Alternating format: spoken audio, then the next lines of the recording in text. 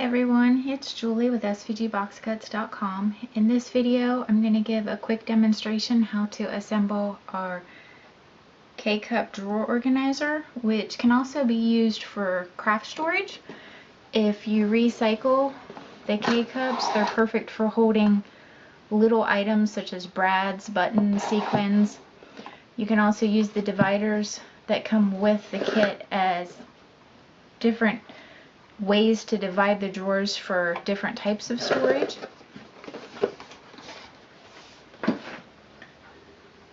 This is a large file size with many template pieces, so I'm going to try to go over this quickly on the video, but there will also be written instructions on the blog. The first template set is going to be the cover for the drawer. That'll be this piece here. You're going to want to do it 3 times. You'll put glue or 2-sided tape on this 1/2-inch tab, which I actually like to use both, but for the video I am only using the 2-sided tape so that this will go a little quicker. You'll then put it on the other tab, line them up on the edges. And you really want to try to get the edges as close together as possible so that when you go to do the cover pieces, everything will line up properly. If you have time, I also suggest putting a weight on there until your glue would dry. That'll help prevent the box from sliding around when you're trying to do the bottom, and sometimes it would slide so that the pieces come out and then they're not staying flush. So then you'll just want to put glue right across there and then right along just the little edge there. So when you fold this down, that's the only part that's going to overlap. Then on this side, you'll put glue all the way down it and let that overlap. And if you have time,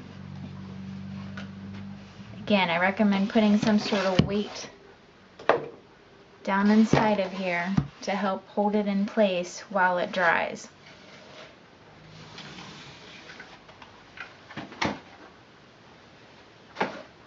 The second set is for the drawer itself.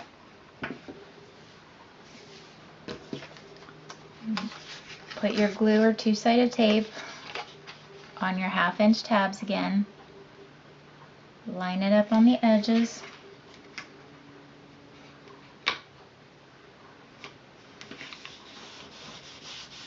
And press that down. Then you'll have 2 end pieces. One is notched out so you can pull the drawers out with your thumb. The other one has a little hole so that if you decide you want to use a brad or something else as a drawer pull, you can find the center and just stick it right through there. And you'll have one at each end here.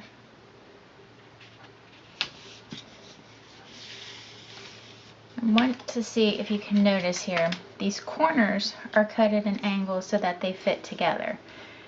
If you have the wrong piece, instead of them fitting nicely together, this one, I don't know if you can see that very well, but the corner does not line up at the same angle. So that's how you know which corner or which end piece to put on which end, is by lining up the corners. If you have time again, this is another good point to put a weight on it and let it dry completely. Then you'll put glue on these little 1/2 tabs. Make sure your creases are good because that makes it easier when you glue it together, that it stays up and keeps its shape. And you just want to line those up.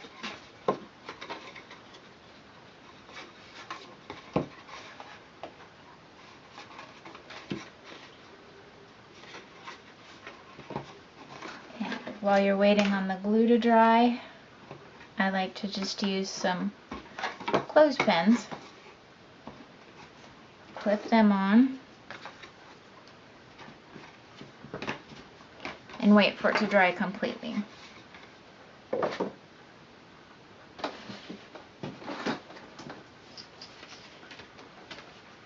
Next, you'll have a bunch of supports for inside the box drawer.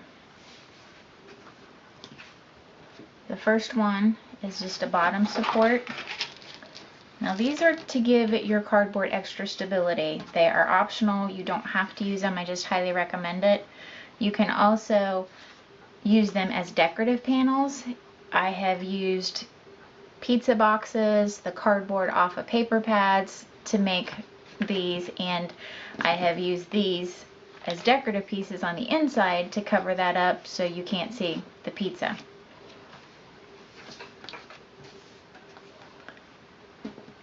For the inside supports, you want to make sure you do the long sides before you do the short sides, because when I set up the template, I had to cut a little bit extra off of the short sides to make sure that there was room for the long sides to go all the way to the end.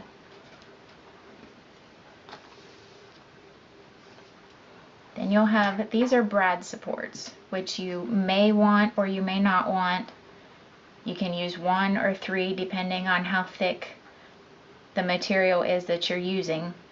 And just glue them together, however many you need. Then glue them in here. And then you can put your brad through the hole. And I recommend gluing your brad on so that you don't pull the brad completely out of the drawer when you're sliding it in and out. Next, you have your dividers. They have little slits in them, so all you have to do is line up the slits.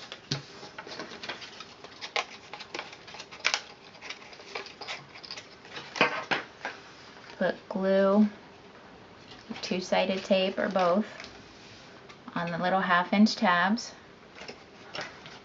and then just slide this down in to your drawer.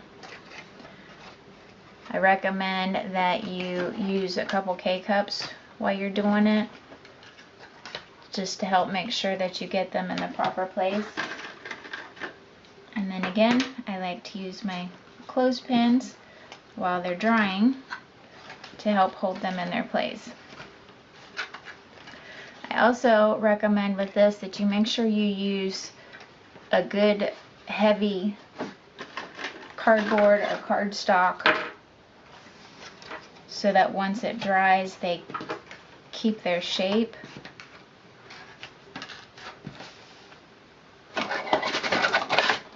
Flimsier ones will tend to bow and not hold in their place as well.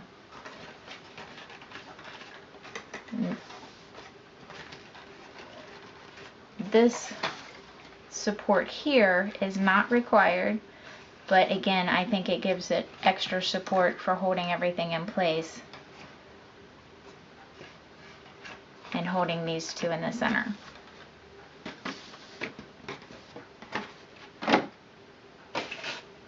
And last, you'll have your decorative panels.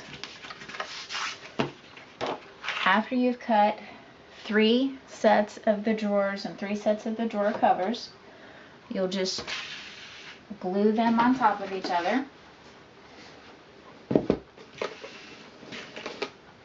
And again, I recommend putting something heavy on top to make sure it presses them all together.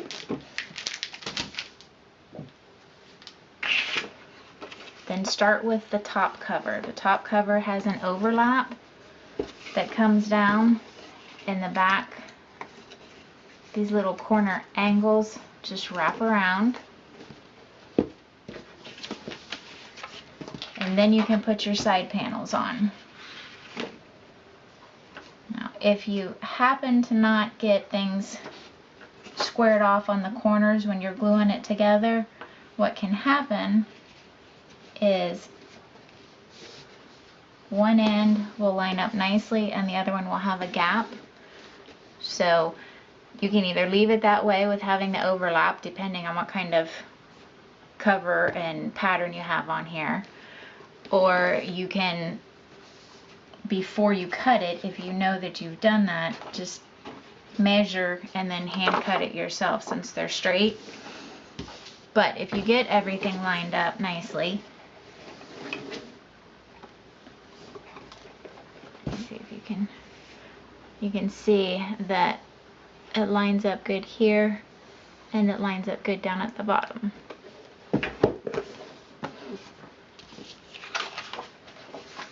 Then you also have a piece for the back if you would like to have the back covered also. And you get 3 for if you decide to use the side with brad pools, or 3 if you decide to use the side with your thumb notch.